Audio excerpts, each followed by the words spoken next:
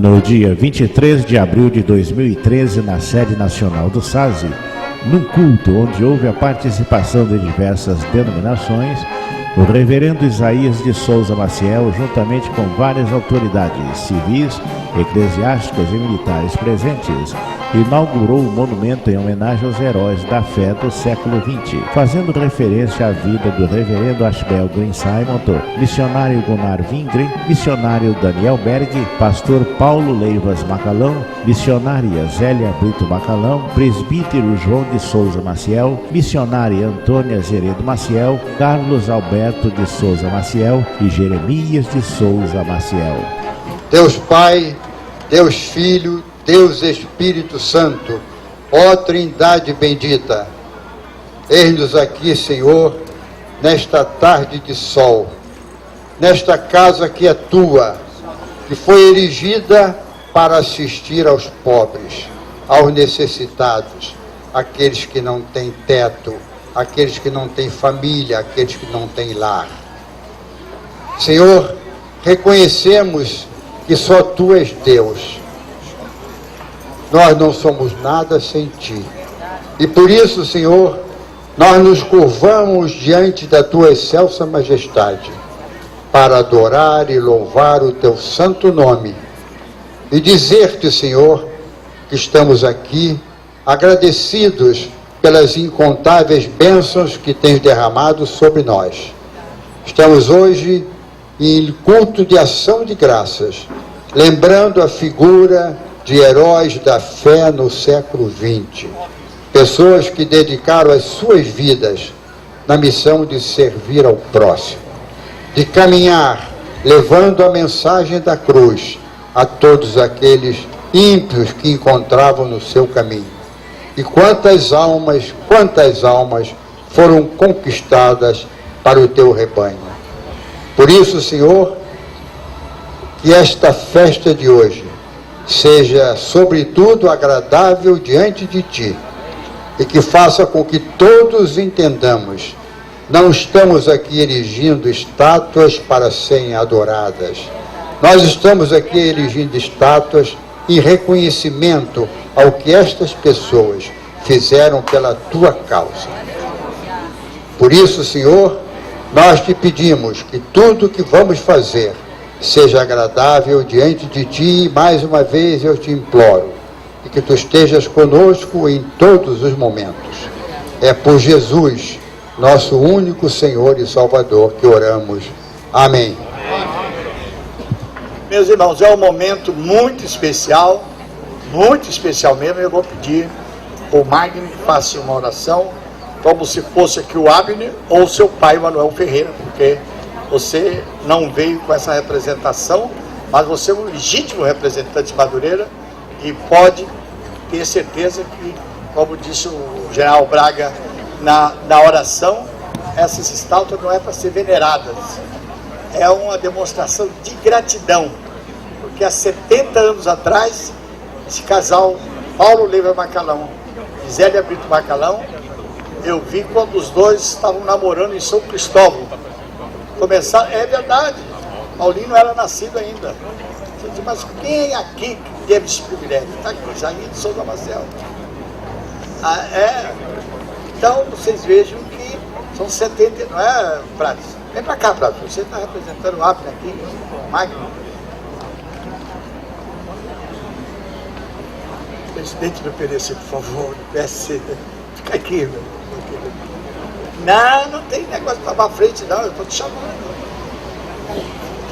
Futuro presidente da República. Magno vai orar nesse momento. É um momento de muita emoção para mim. Poucos aqui sabem que atrás dessas 4 estátuas do corpo inteiro estão meus 2 filhos, que no mesmo dia, foram assassinados dentro da minha sala de visita. Carlos Alberto de Souza Maciel e Jeremias de Jesus de Souza Maciel. Não tem pai que possa resistir falar sem chorar, mas Deus está segurando as minhas lágrimas. E se elas descerem, Deus, o lenço invisível de Deus, enxugará todas as lágrimas.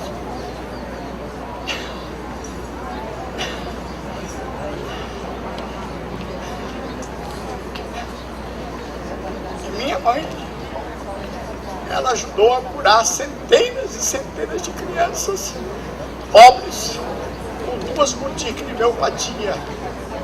Não havia médico, nem remédio, nem farmácia e nem automóvel, só tinha carro de boi e alguns poucos burrinhos naquela época para transportar as caixas de remédio de homeopatia, aonde ela, com a ajuda de Deus, curou dezenas de centenas de pessoas. Então, é um momento realmente que é impossível conter as lágrimas. Não estamos absolutamente venerando os bustos, nem as estátuas, mas lembrando com emoção aquilo que em vida foi possível fazer. Então, como é que você vai ser grato?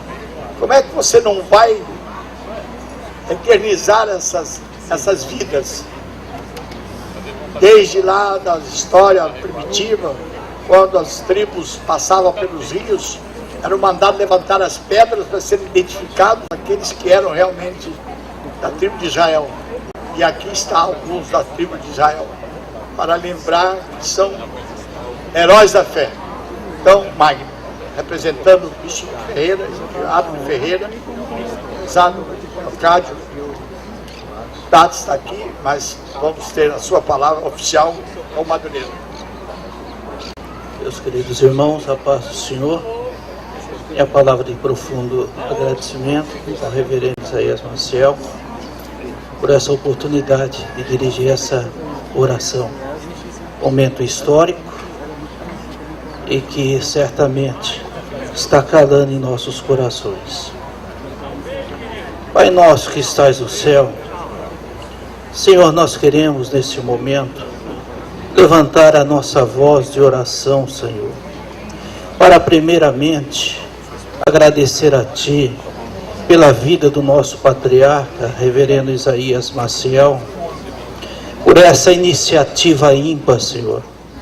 Nós sabemos que nós somos passageiros, nós somos limitados, mas a Tua obra, o Teu reino é eterno, Senhor. E hoje, agora aqui, nós estamos contemplando a iniciativa que o Teu Filho teve de honrar essas vidas, Senhor, de honrar esse legado que aqui ficará registrado, porque a história, Senhor, da Tua igreja, a história do ser humano, a história, ela é feita ao longo dos anos. A história não se escreve, quem sabe, num dia, um mês, um ano, não. Isso vem com um trabalho e um legado que vai se construindo anos após anos. E nós queremos então, Senhor, de todo o coração, agradecer a Ti, Senhor, pela vida desses homens que foram homenageados aqui, que estão sendo homenageados aqui nessa terra. Oh Pai, Pastor Paulo, esse legado que ele, a sua esposa, a irmã Zélia, nos deixou até o dia de hoje. Pai, os outros nomes que aqui estão, os filhos do Teu servo, a sua esposa, os seus pais, todos que estão sendo homenageados nessa tarde, nós queremos, Senhor, que esse legado seja motivo de bênção, motivo de alegria, motivo, Senhor, de experiência válida para os nossos ministérios, que nós possamos olhar para isso e se espelhar nisto, Senhor, porque nós sabemos que grande é a obra que ainda está para ser feita. Pai, eu Te louvo pela vida do Teu servo, por essa iniciativa que nos traz, Senhor, para o mundo da história. Quem sabe, Senhor, essas pessoas, essas celebridades não estão inscritos, quem sabe, na mídia. Porém, o mais importante é que o seu trabalho, a sua obra, o seu nome, o seu legado está inserido e escrito no livro dos livros, que é o livro da vida. Então nós Te agradecemos, Te louvamos por tudo isso, Senhor, no nome amado do Teu Filho Jesus Cristo. Amém. O Pratos fará outra oração. Ó Deus, eterno Pai, mais uma vez queremos Te adorar. Ó Deus, pela vida de todos os presentes, desses líderes, homens de Deus, mas em especial a vida do reverendo Isaías de Souza Maciel, que trouxe, Senhor, a memória, que ficará aqui, Senhor, ó Deus, talvez pelos séculos dos séculos, ó Deus, e as pessoas que aqui chegarem e olharem para esses cidadãos do céu, esses servos e servas do Senhor, que deram a vida como libação na obra do Senhor, ó Deus, que deixaram nesta pátria, ó Deus, as marcas de um verdadeiro soldado de Cristo, ó Deus, que realmente venceram os obstáculos, as dificuldades, perseguições, aflições, Senhor, mas Tu destes a vitória,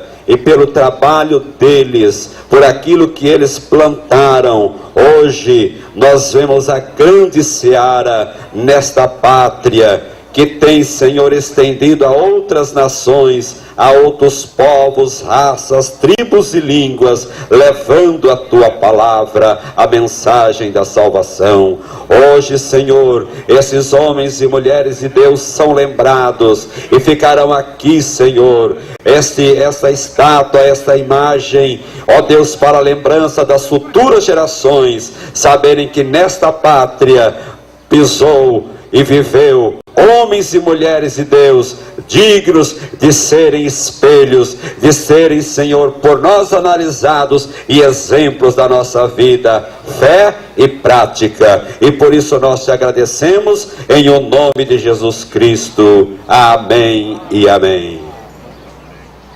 Nós vamos passar imediatamente à inauguração. Eu estou com a agenda na mão, mas a orquestra que veio pela primeira vez, os meninos que estão vindo com a irmã Luísa, poderá, aí vamos quebrando já um pouquinho do protocolo, mas eles disseram para tocar antes da abertura, não foi possível, então, enquanto estivermos inaugurando aqui, eles poderão tocar o primeiro número, por favor. Vou convidar o reverendo Guilhermino Cunha, Jean Braga, o Everaldo, o Felipe, o Haroldo. Nós botávamos a mão aqui na fita, puxávamos, descerrávamos a fita. Felipe, Edson Albertassi, cada um de nós vamos colocar aqui as mãos e vamos descerrar aqui a fita. Vamos.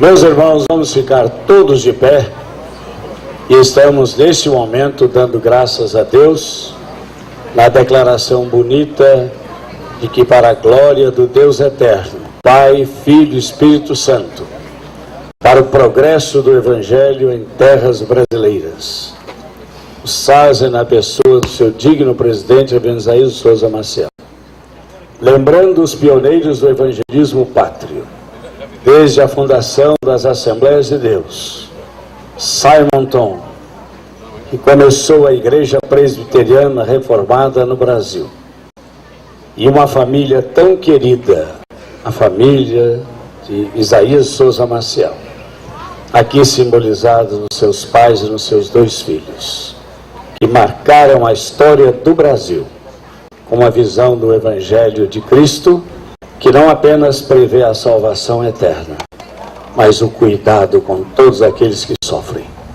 Porque o papel do cristão é levantar o caído em nome de Jesus e levá-lo aos pés da cruz de Cristo. Inclinemos a nossa cabeça e consagremos a Deus este momento. Deus eterno, Pai, Filho e Espírito Santo, louvado seja o teu santo nome. Porque no passado, Senhor, quando Samuel, profeta e juiz, caminha com os filhos de Israel, toma uma pedra como um marco memorial, derrama sobre ela o óleo da unção e diz: Ebenezer, até aqui nos ajudou o Senhor. Quando Jacó, o teu patriarca, toma a pedra que lhe serviu por travesseiro e a erige como marco, e muda o nome daquela cidade de Cidade Luz para Betel, um marco de que a casa de Deus é a porta do céu. Nós te louvamos, Senhor, porque Moisés e Arão fizeram não apenas o tabernáculo, mas a arca da aliança, encimada por 2 querubins, e ali dentro uma cópia das tábuas da lei, um pote contendo o maná e a vara de Arão que floresceu, eram sinais da tua presença, Senhor.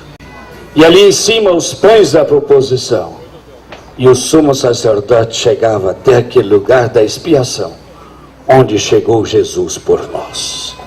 Por isso, Senhor, esses marcos nunca incentivou idolatria no meio do teu povo. A tua palavra sempre condenou a idolatria, mas sim fazer marcos e honrar. Por isso nós queremos entender assim. E o teu povo cristão evangélico é inteligente o suficiente para pegar os elementos bíblicos e agora nós estarmos aqui, Senhor, honrando pessoas que deram as suas vidas pela causa do Evangelho. Este é o espírito que moveu o coração do nosso patriarca Reverendo Isaías Maciel. Este é o espírito que move o nosso coração. Por isso, Senhor, a Ti toda honra, toda glória e todo louvor. E a estes conservos, o nosso reconhecimento, a nossa gratidão por sua história de vida. Nós oramos assim, em nome de Jesus Cristo, teu Filho, nosso Senhor, na unidade do Espírito Santo, um só Deus, bendito eternamente. O povo de Deus diz... Após a inauguração, vários líderes deram uma palavra de referência e louvor a Deus e testemunhos sobre a vida desses homens e mulheres que contribuíram para a implantação do Evangelho em nosso país. Carlos Alberto de Souza Maciel e Jeremias de Souza Maciel. Vamos ouvir o doutor Ézio de Souza Maciel falando sobre eles, por favor. Que a graça do Senhor Jesus Cristo esteja presente na vida, nos corações e na mente de todos vocês. Amém? Amém. Amém. O maior autor teatral de todos os tempos chamava-se William Shakespeare. E uma vez Shakespeare disse o seguinte: olha, o homem sábio fala pouco. Preocupado com isso, eu escrevi o que ia falar, mas agora, pelo adiantar da hora, eu vou fazer o resumo do que eu procurei resumir. E o reverendo Isaías pediu que eu falasse um pouco sobre aquele casal lá da parte esquerda do nosso monumento escultório, o presbítero João de Souza Maciel e a missionária Antônia Zeredo Maciel, pai e mãe do reverendo Isaías de Souza Maciel. Mas antes eu gostaria, e a irmã Isa já havia me falado, e a gente sente isso no coração, eu gostaria de, nessa tarde tão bonita, tarde típica de festa do SASE, de lembrar com muito carinho da vida da missionária Adélia Bernardes Beneghetti, que se estivesse entre nós hoje, estaria aqui, saltitante, cantando com Madureira, no coral de Santa Cruz, com certeza ela pegaria um chocalho e estaria aqui cantando também. Com muita saudade lembramos da tia Adélia. E queremos também lembrar, ela ainda está aqui entre nós, a irmã Jacira Gomes Maciel, presente aqui também, e a gente lembra com muito carinho que elas acompanhavam sempre a missionária Zélia Macalão nos congressos da CIB. Então fica esse registro. Mas quem foi esse casal? João Maciel e Antônia Azeredo Maciel. Muito sábia e oportuna a iniciativa do reverendo Isaías desse dia. Ele inaugura um monumento escultório, não um altar, em homenagem a 2 casais, que são exemplos para todos nós, família evangélica. É um memorial que enaltece vidas dedicadas ao Evangelho. É uma estrutura construída por motivos comemorativos e não é um altar. E ele, pastor Isaías, fez isso no espírito da recomendação contida no livro de Hebreus 13:7. Anote para depois você ler. Em Hebreus 13:7 há uma orientação espiritual para todos nós. E o autor de Hebreus diz o seguinte: lembrai-vos dos vossos guias, os quais vos pregaram a palavra de Deus, e considerando atentamente o fim das suas vidas, imitai. Com efeito, a instalação da Igreja Evangélica do Brasil se deve a missionários, pastores, leigos e suas esposas. E é por isso que nós estamos aqui hoje, reconhecendo a vida de dois casais e também de outros irmãos que iniciaram e que trouxeram a fé evangélica para o Brasil. De um lado, o casal empreendedor que iniciou o Ministério de Madureira, a Assembleia de Deus de Madureira, e que tantos feitos realizou pelo evangelismo no Brasil, Paulo Macalão e Zélia Brito Macalão. E de outro lado, um casal simples, típico representante dos milhões de evangélicos que existem no Brasil, o presbítero João de Souza Maciel e dona Antônia Zeredo Maciel, pais do reverendo Isaías e de mais 10 filhos.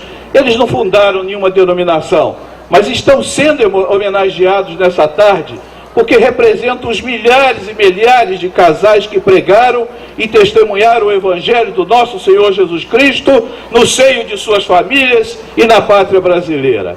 João e Antônia casaram-se em Cardoso Moreira, em 1922. E de lá se mudaram para uma pequena localidade chamada Santa Maria. Isso no distrito de Santo Eduardo, em Campos de Goitacazes. Viveram no distrito de Santa Maria, chamada de Chave de Santa Maria, porque ali existia o entroncamento ferroviário. Mas nos anos 30, com necessidades de sobrevivência, resolveram se mudar para Campos, moraram em Campos por um período, já com 8 filhos e muita dificuldade para se manter. Eu tenho certeza que essa história está presente na vida da maioria das famílias aqui, quando lembram dos seus bisavós e dos seus avós, e então resolveram vir para o Rio de Janeiro com 8 crianças, sem saber direito o que iam fazer, mas resolveram vir para tentar obter mais recursos e conseguir manter as suas famílias. Chegaram no Rio de Janeiro, foram morar em Campo Grande, na casa do irmão da dona Antônia, o presbítero Aládio Coutinho. E lá já existiam 10 pessoas, com mais 10, 20 pessoas numa casa que não comportavam 5 pessoas.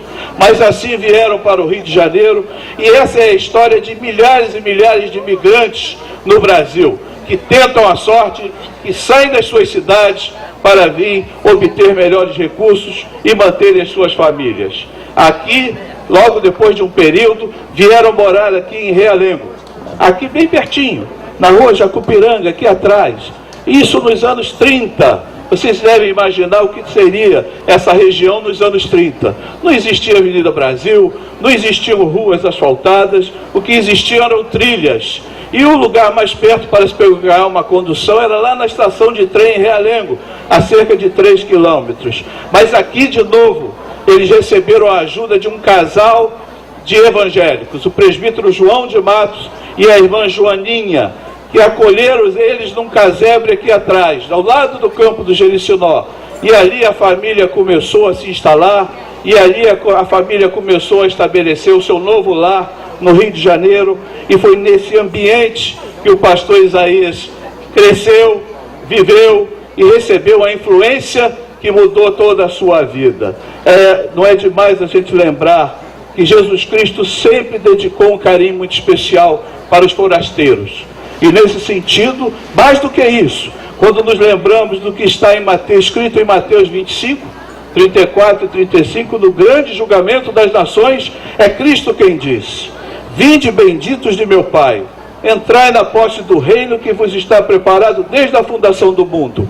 Porque tive fome e me deste de comer, tive sede e me deste de beber, era forasteiro e me hospedaste. Cristo também foi um forasteiro em muitas situações. E ainda lembrando sobre a prática da hospitalidade no seio da família cristã, devemos lembrar também o que está escrito em Hebreus 13, versículo 2. Não negligenciais a hospitalidade, pois alguns, praticando-a sem saber, acolheram anjos.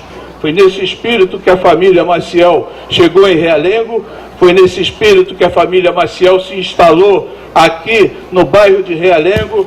Foi nesse espírito que começou a surgir a semente do SASE e a semente da assistência social que essa instituição presta há tantos anos. Aqui pertinho, a dona Antônia chamava esse lugar de o pedacinho do céu, porque moravam muitos evangélicos aqui em volta, apesar do local inóspito. E nesse local se ouvia cânticos de hinos o tempo todo. Era esse ambiente que existia aqui, nesse recanto de Realengo, bem longe da capital. E é com muito carinho que a gente lembra do hino preferido da irmã Antônia Maciel, que cantava todo o tempo, que é o hino É Mensagem Real. Hino 288 do Novo Cântico. Eu não sei na harpa qual é o número desse hino, mas eu queria lembrar só a primeira estrofe e o estribilho desse hino, que a irmã Antônia cantava quase todo dia. E é um hino que fala também sobre o ser forasteiro nessa terra. Diz o hino 288, a Mensagem Real: sou forasteiro aqui, em terra estranha estou. Celeste pátria sim, é para onde vou. Onde está a tia Adélia hoje? Onde está a irmã Antônia hoje? Onde está a irmã Zélia Macalão hoje? Embaixador por Deus do reino lá dos céus, venho em serviço do meu rei. E o estribilho: é a mensagem que me deu, provinda lá dos altos céus, que vos reconcilieis com o Senhor Rei meu, reconciliai-vos já com Deus. Esse era o ambiente da família Maciel. Esse era o ambiente de acolhimento, de dificuldades, mas o acolhimento onde Cristo reinava o tempo todo. E esse foi o acolhimento, esse foi o lar que fez crescer o jovem Isaías, onde cresceu o jovem Isaías, e que fez dele o homem que ele é hoje. Por isso nós estamos aqui hoje homenageando um casal simples, João Maciel e Antônia Azeredo Maciel. Mas quantos milhares de casais como esses existem nas igrejas evangélicas do Brasil? E é por isso que o pastor Isaías teve esse gesto. Ele não está homenageando apenas seu pai e sua mãe, ele está homenageando os verdadeiros heróis da fé que existem nesse país e que fizeram com que o evangelho crescesse tanto no Brasil. A família de João e de Antônia teve 11 filhos. Eu não vou ler o nome de todos por causa da hora, mas eu gostaria, já caminhando para o final, de dizer mais um pouco sobre a vida de João e sobre a vida de Antônia. João era um carpinteiro, um presbítero zeloso, cuidadoso, que trabalhava demais para manter uma família com 11 filhos, mas que nunca faltava aos compromissos da igreja, e por isso foi eleito presbítero muito novo, tendo que prover uma família de 13 pessoas. Trabalhava muito, mas nunca faltava aos compromissos da igreja. Já animado com o entusiasmo do seu filho Isaías, apoiava todas as iniciativas da Junta Diaconal de Realengo, onde o jovem Isaías começou o trabalho de assistência social. E foi num dos mutirões, em 1957, trabalhando voluntariamente, que ele veio a sofrer um grave acidente, fazendo obras na nova sede do SASE, num prédiozinho emprestado lá na Avenida Água Branca. Em 1957, a escada não suportou seu peso. Ele sofreu uma queda, caiu de cabeça e sofreu traumatismo craniano.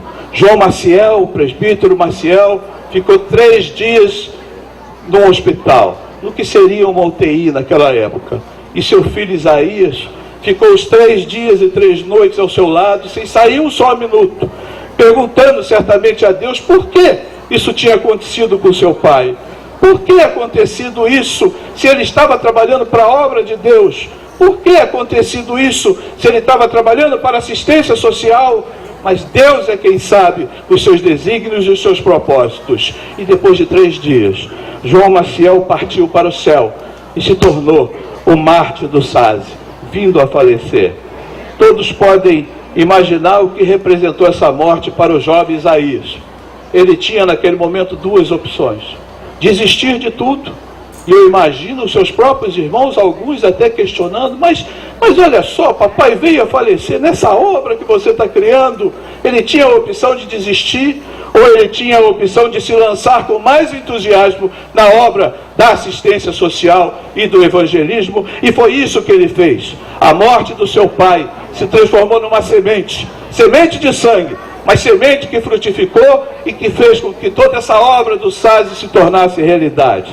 Finalmente, a influência decisiva de uma mulher na vida dos seus filhos, a influência da missionária Antônia de Azeredo Maciel. Lucas, no seu capítulo 8 do seu evangelho, nos fala muito sobre a importância da mulher no ministério de Jesus.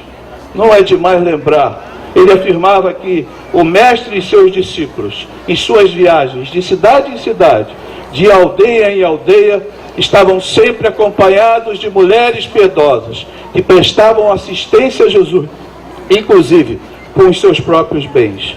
No momento da crucificação, lá estavam as mulheres, com destemor e com coragem. E foram as mulheres, a partir de Maria Madalena, que receberam a maior notícia de todos os tempos: Cristo está ressuscitado, Cristo vive, e coube às mulheres levar essa mensagem para os apóstolos, que estavam escondidos, sem saber o que fazer. Por isso, o papel da mulher na vida da igreja, o papel da mulher na vida da família é fundamental, e é isso que nós estamos hoje prestando homenagem, ao lembrarmos de Antônia Azeredo Maciel, ao lembrarmos de Zélia Brito Macalhão, ao lembrar de Adélia Meneghetti, ao lembrar de todas as mulheres que estão aqui hoje, das mantenedoras do SASI, enfim, das mulheres piedosas que acompanham a igreja, que acompanham os pastores e que são fundamentais para o sucesso do Evangelho em todo o mundo. Dona Antônia foi uma mulher de oração, guerreira na defesa de sua família. Veio com maridos e filhos para o Rio de Janeiro. Trabalhou como doméstica para ajudar o seu marido a manter a família. E nunca faltou a ela um minuto de coragem e de fé transmitida para toda a sua família. Herança bendita de Deus. Essa mulher, esse homem, presbítero João e irmã Antônia, benditas, a herança bendita que passou para seus filhos e que fez com que eles não se afastassem do Evangelho e que encorajou homens como Isaías de Souza Maciel a trabalhar pelo evangelismo e pela assistência social. Dona Antônia faleceu em 1958, um ano depois do falecimento do presbítero João. Ela começou a ficar muito doente depois da morte do seu marido, mas sempre encorajou seu filho. Muitas foram as pessoas evangelizadas pelo casal João de Souza Maciel e Antônia Azeredo Maciel. Muitas foram as pessoas acolhidas e socorridas por esse casal, que tinha um manual de homeopatia e uma botica de remédios de homeopatia em casa para socorrer a todos os vizinhos. Muitos foram os pastores, missionários e seminaristas acolhidos na casa desse casal, inclusive na preparação de enxovais para seminaristas. Certamente por isso o pastor Isaías acolheu essa experiência e se transformou, como é conhecido em todo o Brasil, como o amigo dos pastores, aquele pastor que está sempre pronto para acolher seus companheiros e socorrê-los no momento de dificuldade. Com certeza ele aprendeu isso de sua mãe e de seu pai, e isso é herança bendita de Jesus. Como fruto desta semente de Deus nasceu o reverendo Isaías de Souza Maciel, como nós conhecemos. A semente de amor que frutificou com a organização do SASI, que ao longo de 60 anos vem acolhendo e assistindo a milhares e milhares e milhares de pessoas. Herança bendita do Senhor. Esse é o testemunho de João de Souza Maciel e de Antônia Azeredo Maciel. Eu tive que resumir, eu teria muito mais a falar, mas nós já estamos com a hora apertada. Então eu só gostaria de encerrar dizendo o seguinte a vocês: esse testemunho desse casal, assim como o testemunho do casal Macalão, é a confirmação do poder do nosso Deus, que é aquele, o nosso Deus, é aquele que nas palavras do profeta Isaías, em 41, versículo 10, se apresenta dizendo: eu sou o teu Deus, eu te fortaleço e te ajudo e te sustento com a minha destra fiel. Esse é o nosso Deus, esse é o dom, esse é o Deus desses casais, e é para esse Deus que nós reservamos toda a nossa adoração, é para esse Deus que nós reconhecemos que Ele é suficiente para nossas vidas. E a Ele sejam dadas todas as honras e todas as glórias. Toda a glória pertence a Deus. Amém. Para a palavra sobre o pastor Paulo Leivas Macalão e a missionária Zélia Brito Macalão, convido o pastor Orivaldo Prates. Pastor Orivaldo falará sobre a missionária Zélia Macalão e o pastor Paulo Macalão. Ele é tesoureiro da Assembleia de Deus, membro da diretoria da CONAMAD e está neste momento representando os pastores Manuel Ferreira e pastor Abner. Por favor.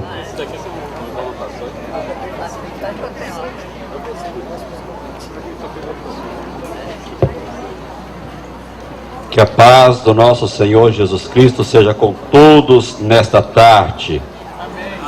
Tarde brilhante, graças à oração do reverendo Isaías de Souza Maciel, né? Se não é possível que nós estivéssemos aqui debaixo de chuva mesmo. Mas antes de fazer a leitura, eu também vou me ater ao texto. Lógico que se fosse falar aqui a respeito do pastor Paulo Macalão e a irmã Zélia Brito, nós iríamos esquecer muitos detalhes, com certeza, e poderia também ultrapassar o tempo contando detalhes talvez que não fosse tão importante assim, fosse mais histórico. Quero deixar aqui um texto na palavra de Deus que diz: disse-lhe, está em Josué capítulo 4, e disse-lhe, passai diante da arca do Senhor, vosso Deus, ao meio do Jordão, e levante cada uma pedra sobre o seu ombro, segundo o número das tribos da filha de Israel, para que isso seja por sinal entre vós, e quando os vossos filhos no futuro perguntarem, dizendo, que significa essas pedras? Então lhes direis, e essas águas do Jordão se abriram diante da arca do concerto do Senhor, passando ela pelo Jordão, separando as águas do Jordão, assim que essas pedras serão para sempre por memorial diante dos filhos de Israel. Se alguém perguntar daqui a 100 anos, 200 anos, o que significa isto? O que significa essas estátuas? O que significa? Então alguém dirá, esses são os homens de Deus que deram a sua vida inteira pelo trabalho da obra do Senhor nesta nação. Foram pessoas que gastaram as suas vidas em prol da obra de Deus e da assistência social às pessoas mais necessitados. Que Deus retribua de uma forma especial o reverendo Isaías de Souza Maciel, porque deixou um marco para a história no Brasil acerca desses homens de Deus. Estou aqui representando o nosso pastor presidente, pastor Abner, tendo em vista a sua viagem a São Paulo, e o nosso bispo por estar também fora do país. Honro estar aqui com esses homens de Deus, todos homens de Deus, reverendo Isaías de Souza Maciel, reverendo Guilhermino Cunha, presidente da Catedral Presbiteriana do Rio de Janeiro. A Assembleia de Deus tem origem no movimento pentecostal ocorrido no início do século XX nos Estados Unidos, cujo ápice se deu no ano de 1906 em Los Angeles, Califórnia. Após se conhecerem em uma conferência pentecostal nos Estados Unidos, os missionários suecos Gunnar Wingre e Daniel Berg receberam de Deus a chamada para trabalharem juntos no campo missionário e em uma terra chamada Pará. Ali chegando no dia 19 de novembro de 1910.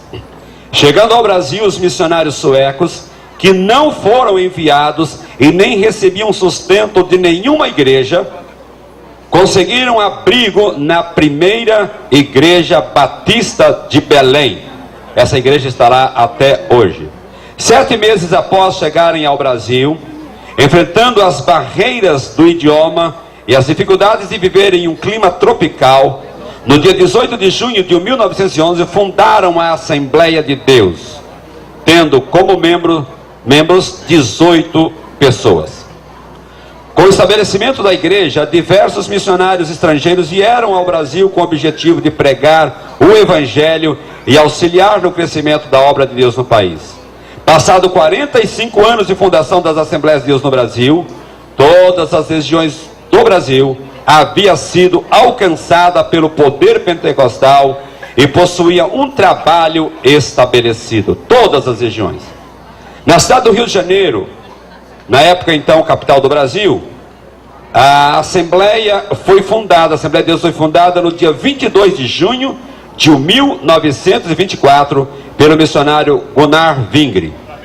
Em data anterior, no dia 30 de abril de 24, o trabalho começou a ser organizado na cidade através do pastor Heráclito Menezes, tendo João Nascimento como diácono e Paulo Leivas Macalão como secretário.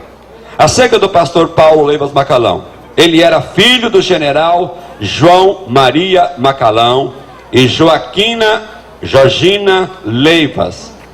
Paulo Macalão nasceu em 17 de setembro de 1903 em Santana do Livramento, no Rio Grande do Sul.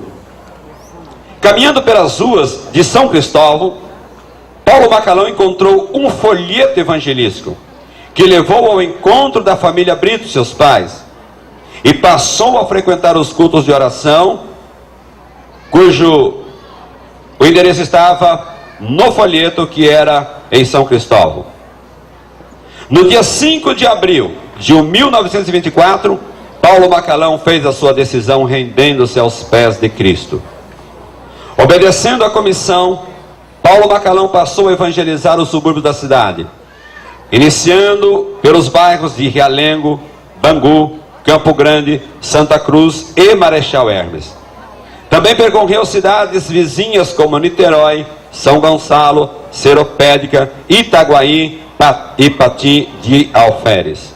O primeiro trabalho aberto por Paulo Leivas Macalão foi a Assembleia de Deus em Bangu, tendo início no dia 1º de setembro de 1926. Hoje, o primeiro templo construído pelo pastor Paulo Leivas Macalão abriga o Memorial das Assembleias de Deus no Brasil, inaugurado no dia 3 de setembro de 2006. Paulo Leivas Macalão foi consagrado ao pastorado pelo missionário Gunnar Vingre e o pastor Levi Petrus, em dia 17 de agosto de 1930. Depois de 6 anos de trabalho ininterrupto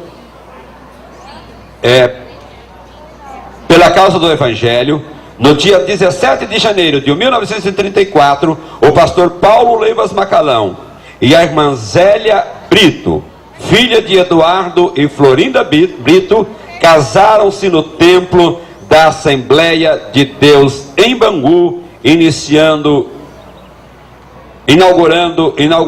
no ano anterior. Um ano depois da inauguração do templo, Paulo e Zélia se casaram. As primeiras atividades da evangelização no bairro de Madureira aconteceram ao ar livre, com cultos e músicas tocadas pelo pastor Paulo Leivas Macalão em seu violino. Ele distribuía folhetos e começava a tocar o seu violino, e ali as pessoas chegavam para ouvir o toque do violino, e então ele aproveitava para pregar a palavra de Deus. Posteriormente, os cultos foram transferidos para a casa do irmão Balbino. A oficialização da Assembleia de Deus no bairro de Madureira aconteceu no dia 15 de novembro de 1929, pelo pastor Paulo Leivas Macalão, em um salão alugado na rua Borborema, número 77. O dia 15 de novembro também marca o início do ministério da Assembleia de Deus de Madureira. A Assembleia de Deus em Madureira crescia em ritmo acelerado, precisando alugar salões maiores de tempo em tempo para realizações dos cultos. No ano de 1939, a Igreja Evangélica Assembleia de Deus adquiriu um prédio próprio, localizado na rua João Vicente, número 7. Hoje o IB funciona lá. Esse endereço funcionou durante 14 anos como sede da igreja, e foi também nesse endereço que a Assembleia de Deus em Madureira assumiu personalidade jurídica no dia 21 de outubro de 1941. O templo, localizado na rua João Vicente, já não comportava mais o número de membros que compareciam aos cultos e reuniões. Diante dessas necessidades, o pastor Paulo Leivas Macalão começou a procurar um terreno com boas dimensões e em lugar de fácil acesso para realizar a construção de um grande templo no bairro de Madureira. A igreja conseguiu e adquiriu um terreno localizado na rua Carolina Machado, número 174, exatamente onde o casal Paulo Macalão e Zélia pretendiam. Então, no dia 14 de março de 1948, acompanhada por uma grande multidão, o pastor Paulo Leivas Macalão lançou a pedra fundamental do novo templo da Igreja Evangélica Assembleia de Deus. Este templo, mais que cinquentenário, durante todos esses anos, cresceu em número, cresceu em filiais, cresceu em congregações e as igrejas agregadas. Portanto, hoje, talvez num número exato, seria impossível dizer o número de vidas que foram salvas e agregaram nesse ministério. Ministério esse, cujo patrono, cujo fundador foi o pastor Paulo Leivas Macalão. Já dorme no Senhor, mas a sua memória será para sempre lembrada em nossos corações e em nossas vidas, e agora também neste monumento erguido pelo reverendo Isaías de Souza Maciel. Muito obrigado a todos, Deus abençoe. Meu querido presidente, reverendo Isaías de Souza Maciel, parabéns por essa tarde histórica. Nós estamos andando pelas páginas da história.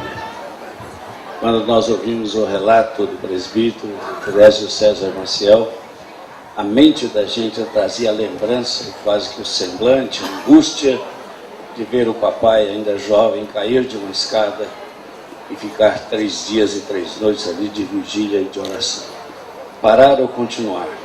Graças a Deus o Senhor continuou. 3 dias de jejum e oração. É isso mesmo. É isso. Vocês não ouviram, mas eu estou ouvindo. Ele disse que 3 dias e 3 noites esteve em jejum e oração.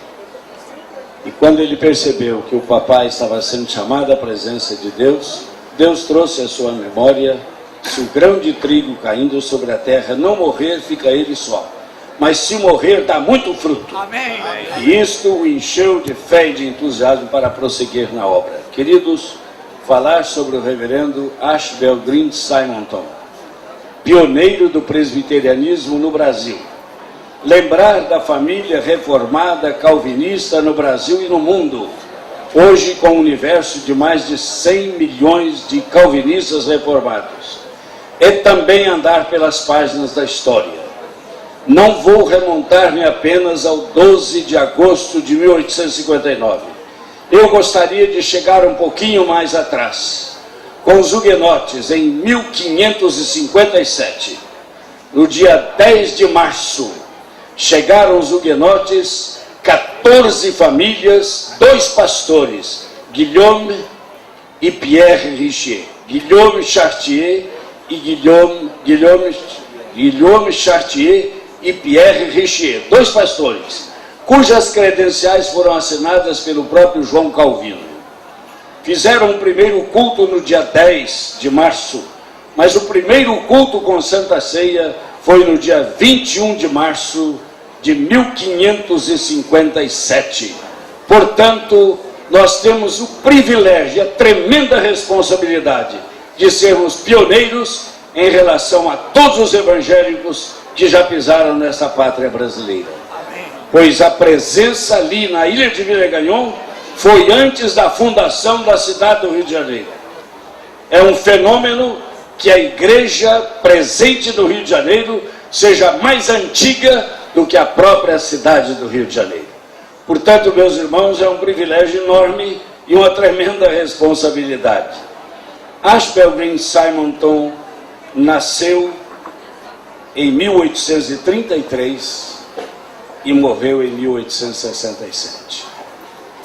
Faltava um mês para completar 34 anos. Em 8 anos de trabalho missionário em pátria brasileira, este homem, que era natural de West Hanover, no sul da Pensilvânia, passou a sua infância numa fazenda, foi professor de latim, alemão, foi professor em escola, depois fez o curso de direito, era, portanto, advogado naquela época, e de repente ele vai para o seminário por um chamado de Deus, o seminário de Princeton, na época de um grande reavivamento espiritual na América. E lá está ele estudando teologia. E de repente, numa hora da capela, pregava o professor e pastor Charles Rhodes. Quando ele pregava sobre missão e o chamado de Deus, Deus tocou no coração daquele seminarista. E ele aceitou o desafio de Deus, terminou a sua preparação e se apresentou ao presbitério de Carlisle para ser ordenado ministro presbiteriano.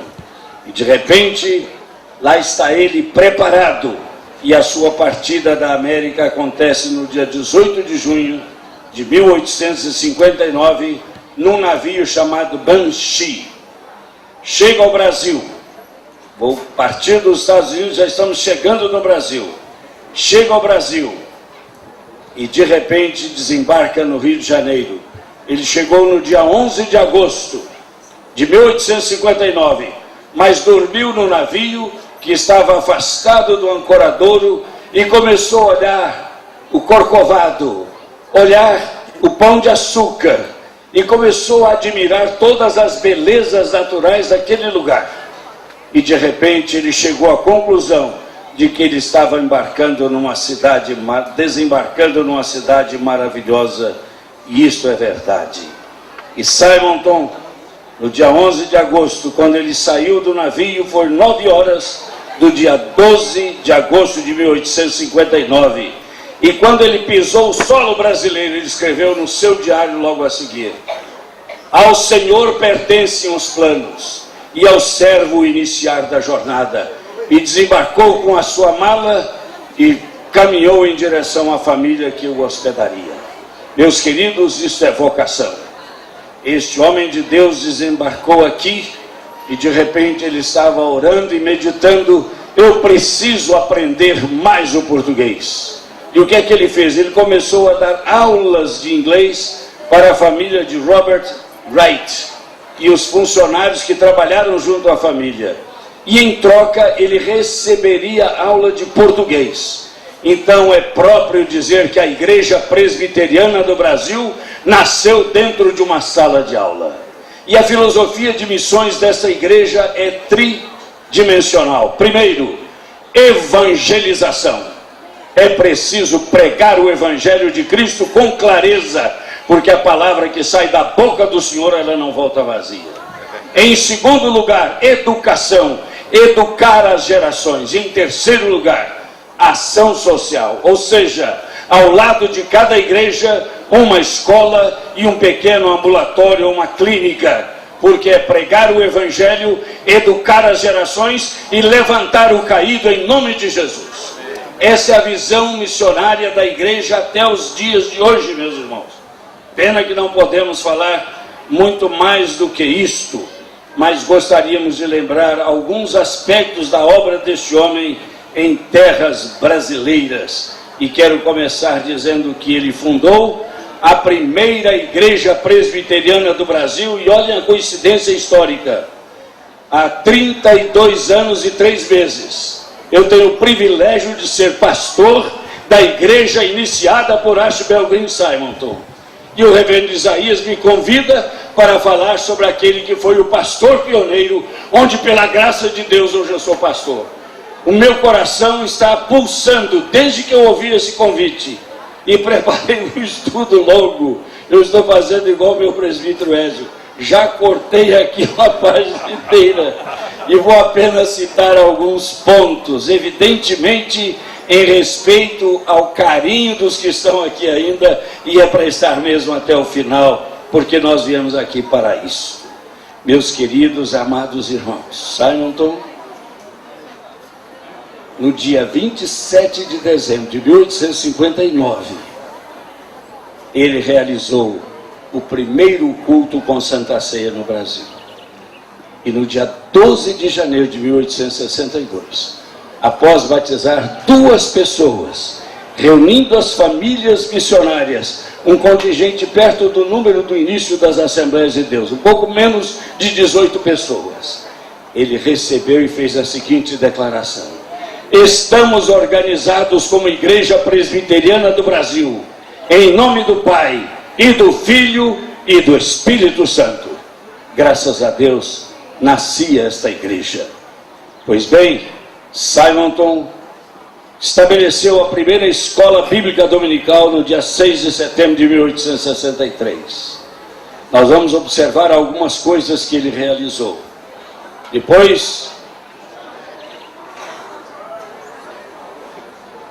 ele fundou o primeiro jornal evangélico em terras brasileiras, no dia 5 de novembro de 1864, e chamou esse jornal de Imprensa Evangélica. Mais tarde passou a se chamar O Puritano, mas no norte do Brasil tinha o Norte Evangélico. E temendo a guerra civil e a possibilidade de ver uma igreja do norte e outra do sul, foram dissolvidos os 2 jornais e surgiu então o Brasil Presbiteriano, que era um esforço de criar unidade, porque essa deve ser a mentalidade de todo pioneiro. Organizou não apenas a primeira igreja presbiteriana no Brasil, no Rio de Janeiro, mas organizou a primeira igreja presbiteriana em São Paulo, no dia 5 de março de 1865. Depois organizou a igreja presbiteriana de Brotas, também em São Paulo, no dia 13 de novembro de 1865. No dia 16 de dezembro, meus queridos, Simonton estava organizando o presbitério do Rio de Janeiro e já estava ordenando naquela mesma ocasião o primeiro pastor brasileiro, um ex-padre chamado José Manuel da Conceição, que fez questão de ser batizado, rebatizado.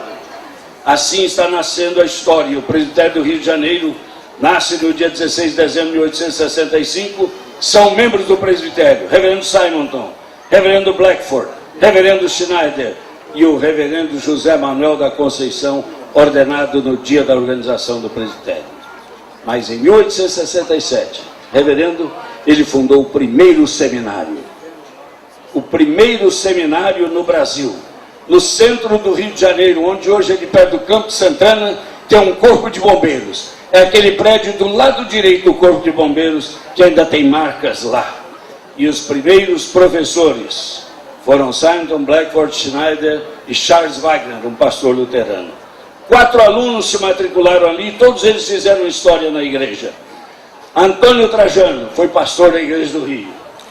Miguel Torres, Modesto Carvalhosa, Antônio Pereira de Cerqueira Leite. Meus irmãos, no dia 9 de dezembro de 1867, em São Paulo, vitimado pela febre amarela, morre Simonton, aos 33 anos e 11 meses. E quando ele estava no leito de morte, a sua irmã, uma hora de lucidez e sabe, disse: meu irmão, que palavra o senhor quer deixar para a igreja? E ele, reunindo as suas forças, diz: Deus tem os seus planos, a obra vai continuar. Diga aos meus irmãos no board, na diretoria da missão, que eu os amei sempre. E ao povo brasileiro, a minha igreja filha, a Igreja Presbiteriana do Brasil, a minha segunda filha, a Igreja Episcopal. que eu os amei até o fim. É assim que parte um homem de Deus. E Richard Wurmbrand fez uma declaração impressionante quando ele falava a respeito da morte de Estevão. Estevão estava morrendo apedrejado, o sangue já escorria, e ele levanta a sua fronte ensanguentada e diz assim: eis que vejo o céu aberto e o Filho do Homem em pé à destra do Pai. E Richard Wurmbrand, que fundou a igreja perseguida, ele diz: quando morre um mártir aqui na terra, como João Maciel, Deus se levanta lá no céu para recebê-lo. Esse é o significado desta tarde. Estas são as emoções que perpassam o nosso coração. Por tudo que vimos hoje, pelas lições da história e de fé, só podemos dizer uma coisa: só lhe deu glória. Glória somente a Deus. Louvado seja o nome do Senhor, porque no coração deste homem nasceu esta ideia. E agora, quando nós lermos Hebreus 11 e começarmos com Abel e vamos seguindo a galeria dos heróis da fé, nós haveremos de chegar e dizer: meu Deus, meu Pai, alguns heróis da fé que eu estou vendo por aqui iniciaram a Assembleia de Deus, iniciaram a Igreja Presbiteriana no Brasil, deram o sangue e a vida pelo SASE. Eu estou vendo a galeria da fé. E eu olho aqui nessa plataforma e vejo pessoas que podem figurar na galeria dos heróis da fé. Eu olho aqui e vejo irmãs, vejo irmãos que poderão figurar na galeria dos heróis da fé. Porque não pense você que somente aqueles que se projetam ou são projetados estarão lá. Não terá nenhum lugar especial para aquele que serviu mais ou menos, mas haverá um lugar para todos nós, junto a Jesus, e nós estaremos para sempre com Ele. Louvado seja o nome do Senhor. Você faz parte da galeria dos heróis da fé. Amém. Que Ele nos abençoe. Vamos ouvir a palavra do excelentíssimo senhor o presidente do SASE, reverendo Isaías de Souza Maciel.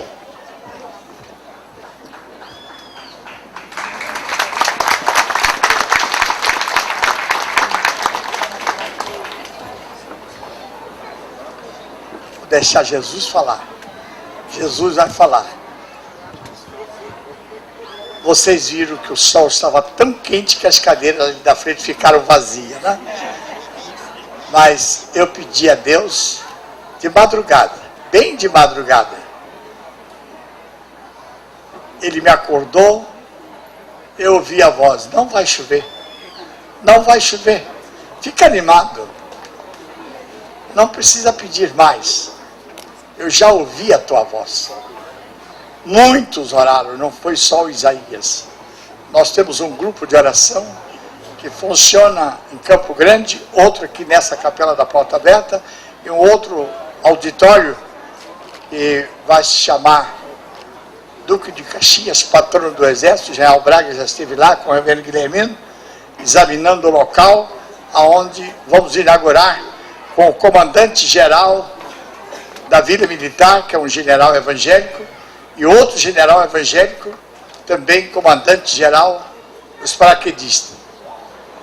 E as fotos desses homens estão sendo inauguradas igualmente. A do general Braga já foi inaugurada, porque tudo isso aqui tem a ver com a antiga escola de guerra, escola onde se formou. Eu tenho a impressão que o general Braga não formou, mas estudou aqui. Formou lá mas fez curso, já fez lá. Primeira turma, depois que saiu de Realengo, a escola conhecida como a escola de cadetes. E aqui onde nós estamos era Fazenda Raul Leite. Não tinha luz, não tinha água, não tinha estrada. E eu disse a alguém aqui hoje, esta casa já existia, somente esta casa. A casa grande da fazenda. Eu ainda menino, cheguei aqui e disse para o proprietário, aqui vai ser um abrigo de idosos. Ele me olhou assim e disse assim, você está bom da cabeça? E eu disse, estou muito bom da cabeça. Mas Deus me falou que aqui vai ser um abrigo de idosos. Passaram-se alguns anos, eu voltei e disse a ele, aqui vai ser um lar de idosos. Eu tinha 2 filhos engenheiros, já tinha loteado, já sabia o preço dos lotes. Eu disse, o senhor não vai vender, isso aqui vai ser um lar de idosos. Ele sorriu e perguntou, quanto você pensa que vai custar isso aqui? Eu digo, eu não sei, mas meu pai sabe. Ele falou, mas quem é seu pai? Aí apontei lá para cima, só sendo assim. Meus irmãos, nós precisamos crer mais no Deus que nós pregamos. Nós precisamos crer mais no Deus que nós pregamos. Se você deixar Deus guiar a sua vida diariamente, você pode dizer, como Paulo nos ensinou, tudo posso naquele que me fortalece. Se Deus é por nós, quem será contra nós? Este dia foi um marco memorável de louvor a Deus e ações de graças, com a participação de corais, grupos e orquestras e muitos testemunhos de fé.